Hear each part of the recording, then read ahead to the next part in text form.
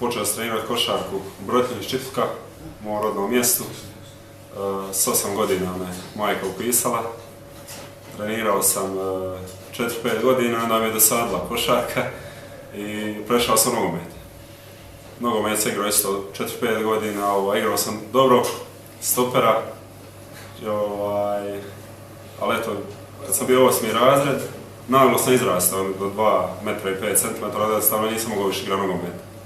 Teško igrati s takvom visinom, onda se opet vratio u košarku. Tamo je pozvao trener Samir Žuža u prvi tim, počeo sam raditi s njim malo i tako, nakon, ne znam, pola godine priključio sam radu prvog tima, počeo sam trenirati s njima i tad smo već u Ligi Hercegovine osvojili prvo mjesto, išli u prvu ligu Bosne i Hercegovine. Tako toga igrali sam tamo polusezonu jednu i na jednoj utakmici vidio me trener Goran Perić, koji inače iz Čapljine, također iz Hercegovine, i on me pozvao u Zagreb, drugoligaški klub Bosko iz Zagreba. Prihvatio sam tu ponudu jer sam mislio da ću, uvijek sam želio studirati u Zagrebu, pa sam mislio da će tako lakše se prilagoditi u Zagrebu malo godinu dana prije fakulteta. I nisam ni mislio baš se baviti košarkom profesionalno, evo to, čisto iz ljubavi. Ali nakon prve sezone u Bosku imali smo sjajne rezultate. Prvo s juniorima smo imali sezonu bez jednog poraza u drugoj ligi i osigurali smo ulazak u prvu ligu, što taj klub nikad nije prije uspio. A sa seniorima smo isto također imali povijesni uspjeh, smo osvojili drugo mjesto. Borili smo se čak za prvo mjesto koje bi nanosila kvalifikacija za ulazak u prvu ligu. Tako da ta je sezona bila fantastična, napredovao sam, igrao sam dobro, radio sam ujutru sa trenerima Jovanovićem i Perićem i tako, nakon 2 godine sam stupio u kontakt s menadžerskom agencijom Pepi Sport, koji vodi proslavni košarkaš Pero Dujmović, koji inače je dobar prijatelj sa trenerom Šentjura Damjanom Vakovićem. I tako on me predložio da dođem na jednu probu tu u Šentjur. Došao sam u 5. mjesecu prije 2 godine i eto, trener Novaković bio zadovoljan, vidio u meni da mogao bi nešto napraviti, da mogao pokušati, tako sam došao tu u Šentjur. Ovo mi je već druga sezona tu i zadovoljan sam s time. Od prvog dana svi momci u ekipi su me prihvatili sjajno, treneri i iz uprave ljudi, navijači, tako da super se osjećam tu i oko 2 godine mogu reći da sam super zadovoljan i drago mi je što sam došao tu. Prošla sezona je bila u planu kao sezona prilagodbe na Slovensku ligu, znači moja prva sezona, prva ozbiljna sezona, ajmo reći tako. I jednostavno bio sam kao mlad igrač dovoljan tu i imao sam pravo na neke greške i sve ostalo, jednostavno učio sam iz dana od dana, dok ove sezone sam jednostavno trebao napraviti korak više i mislim da se uspio u tome.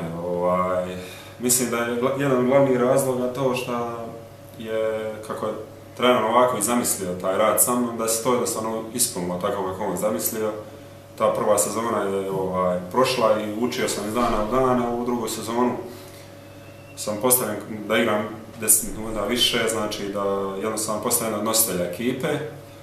A isto tako moram reći da je jedan razlog zašto igram tako dobro, što imam tu na centarskoj poziciji Emira Zinića, koji je jednostavno iskusan igrač koji je prošao Jadransku ligu.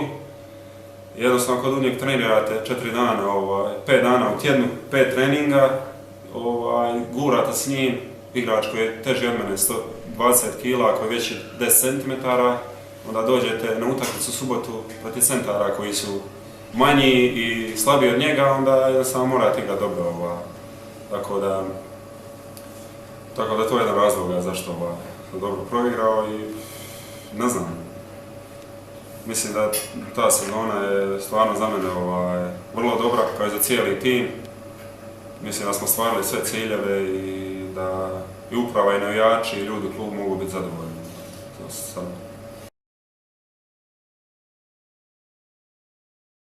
Pa jedan od glavnih aduta mislim da je to moja brzina, jer jednostavno na centarskim pozicijama, centri su inače sporiji i jači igrači, dok sam ja možda i najbrži centar ovdje u ovoj slovenskoj ligi, jer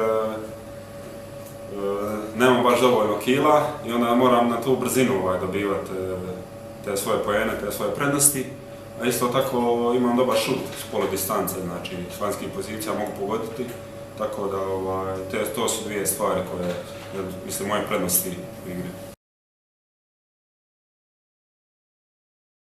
Pa moje slabe strane, rekao sam, znači manja kila, sigurno trebam dobiti 5-6 kg ako želim nastaviti igrati košarku na većem nivou.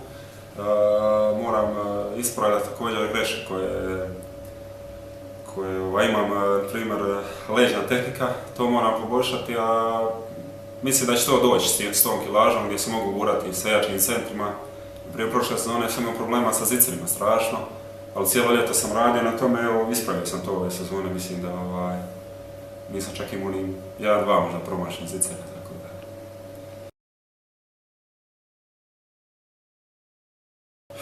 Pa da, istina, nisam se namjeravao baviti profesionalnom košarkom iz početka, ali evo, što više vrijeme odmiče, shvaćam da od te košarke, od tog sporta se može dobro zaraditi i mogu osigurati svoju egzistenciju, znači.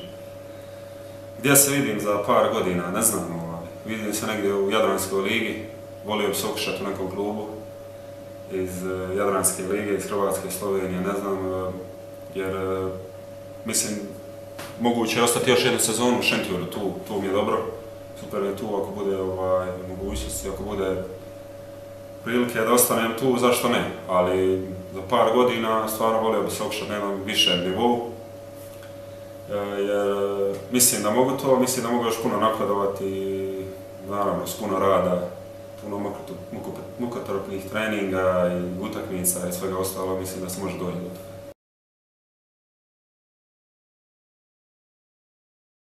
Da, dolazi na Olimpijadu. Mi moramo biti svjesni, ja mislim da je Olimpija apsolutni favorit te dvije utakmice, moramo se tako postaviti, jer oni su ipak euroligaška ekipa koja cijelu sezonu igra Jadransku ligu, znači na jednom visokom nivou i sigurno su jači od nas, ali nama pokazatelj mora biti prva utakmica u kupu, kad smo izgubili samo 6 razlike od njih, borili smo se cijelu utakmicu, mislim da se tako moramo boriti ovu utakmicu i ove dvije sljedeće utakmice i tako možemo doći do pobjede pred njih. Ja, na primjer, kad smo igrali s njima u kupu, sam osjetio da možemo igrati s njima, pasala mi je ta igra, jer i oni su mladi isto tako, i oni su neiskusni i može se igrati s njima.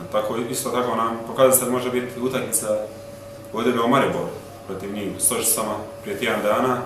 Maribor ih je pobjedio i isto tako jednostavno moraš svih 9 igrača mora biti na jednom visokom nivou, borbenost mora biti na visokom nivou i mora biti jednostavno obrana. Jer bez obrane se ne može igrati protiv takvih ekipa. Evo, mi smo pobijedili Maribor jučer i pokazali da kad se borimo svi za jednog, jedan za sve, onda svima možemo parirati.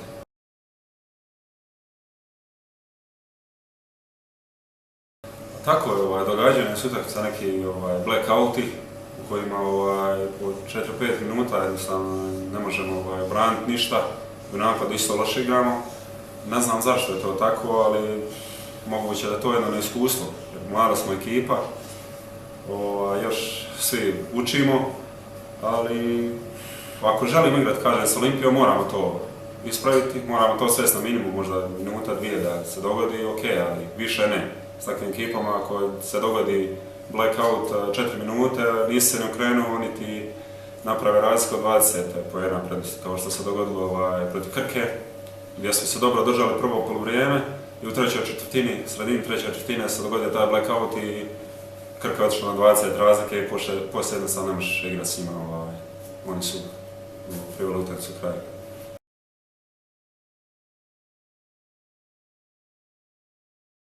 To sam vidio na nogometnim terenima jer sam inače navijač, zastavni navijač nogometnog kluba Dinamo iz Zagreba.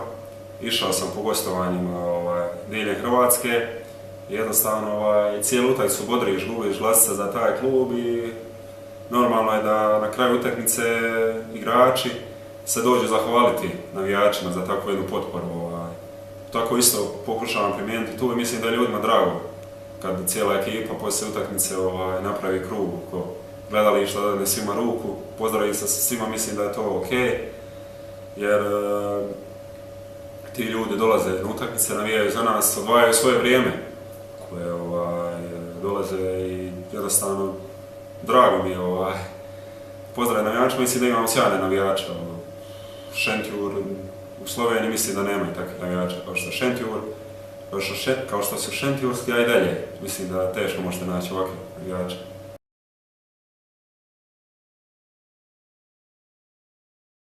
Teško je zamisliti da je takav jedan klub s takvom jednom povijesti i tradicijom mu se dogodi da na jednoj utakmici Lige prvaka bude samo 1000 gledatelja. I sigurno da je to teško za nas, navijače Dinama. Bad Blue Boys, navijači Dinama, oni su odlučili tako ići u taj bojkot.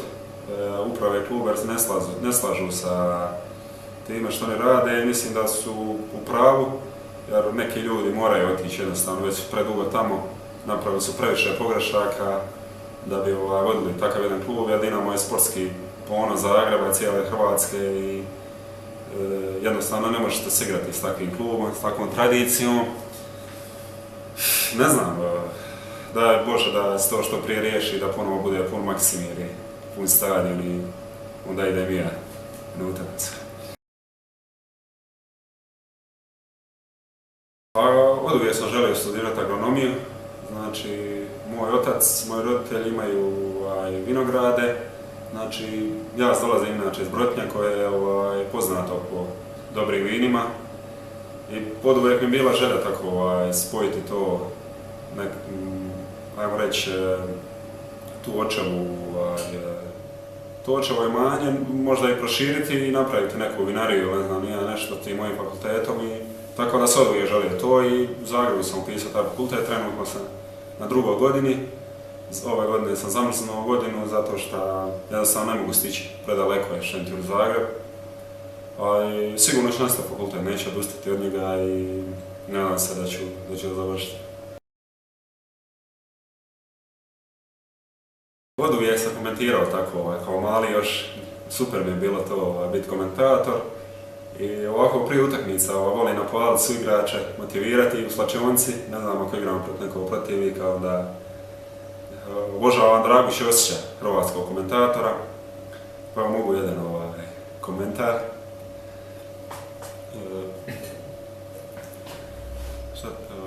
Tina Maze ili? To je za smučarka, ali je lahki nogomet, lahko... Možda bolje nogomet. Ba ja, u redu, to je malo laže, mislim, bolj vladaš, ali pa košarko isto, mislim, kad ti je bolje. 33. minuta, poštovani gledalci, u Maksimiru 0:0 i dalje, Hrvatska napada, ali jednostavno ne možemo do gola. Zaključio je svoja vrata Gigi Buffon. Imamo samo udarac, Dario Srna ubacuje, Srna, Mandžukić, 1:0 vodi Hrvatska! Ljudi moji, nakon napada, poveli smo 1:0, Mario Mandžukić, glava ti se pozlatila, uveo si Hrvatsku vodstvo 1:0 i na put ka svjetskom prvenstvu u Brazilu. Evo, upam da bo na 7. tekmu u Ljubljanu prišlo puno naših gledalcev, a tudi u subotu, kad nam u naš Kruševec prihaja Ljubljanska Olimpija, upam da bu puna dvorana i da budete navijali za nas.